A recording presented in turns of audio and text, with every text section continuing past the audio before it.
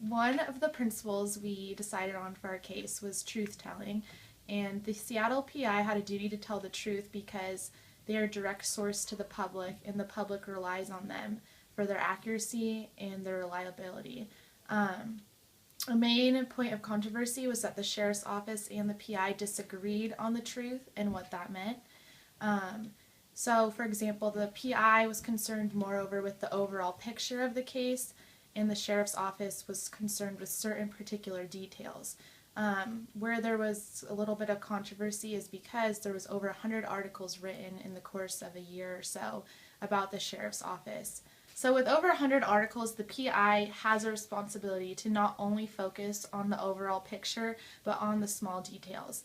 With so many stories, you need to be responsible for finding reliable sources and for fact-checking, both of which the PI was irresponsible at times.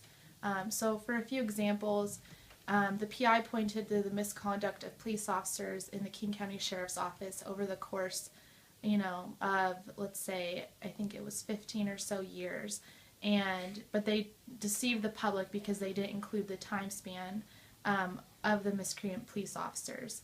They made it seem like there was a majority of police officers who were behaving badly, when in fact it was over the course of many, many, many years.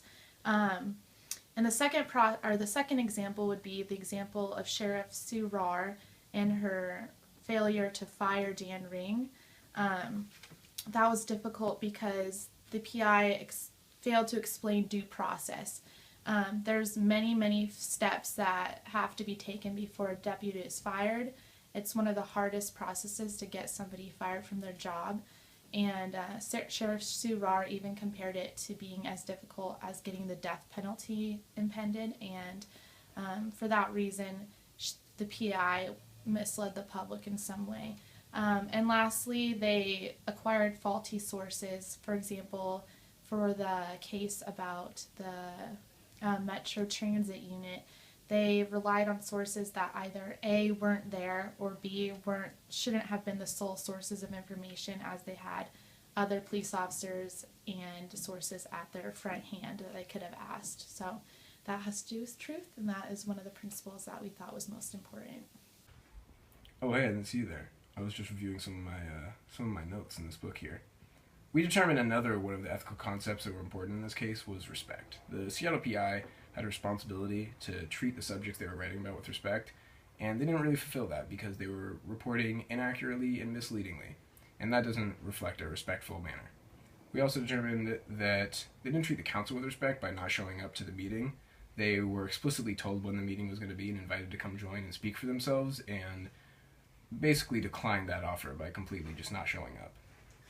The PI also said in a response about their articles that they actually endorsed Sue Rahr, but we looked at one of those quotes, and it was something along the lines of the lousy choices in King County, Sue Rahr comes closest to providing good leadership.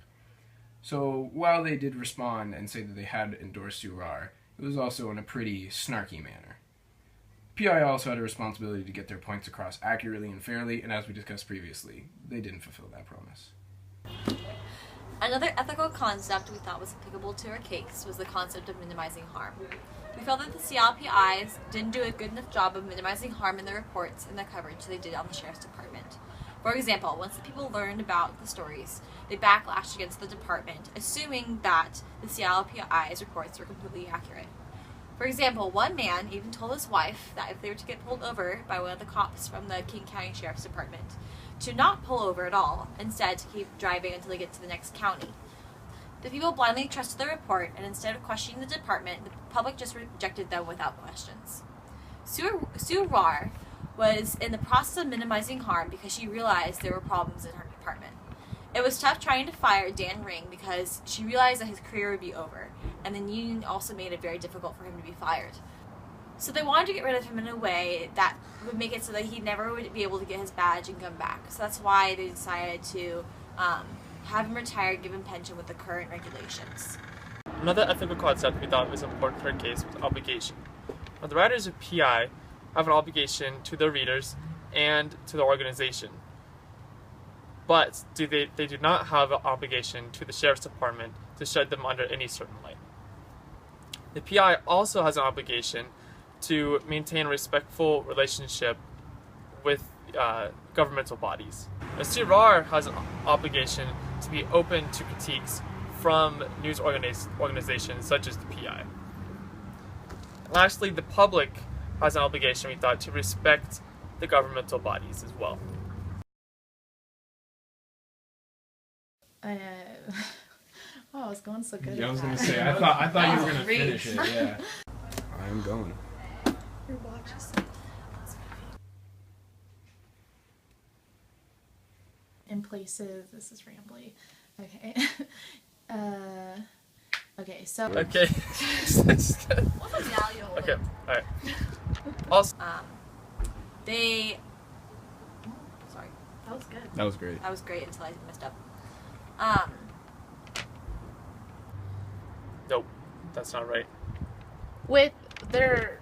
With governmental bodies such as. No, it's with the sheriff's department. You should be like. The public was the governmental bodies. Traditionally, like the news media and the sheriff's department work in cohesion together. Wow, those are some big words. Okay. Jeez.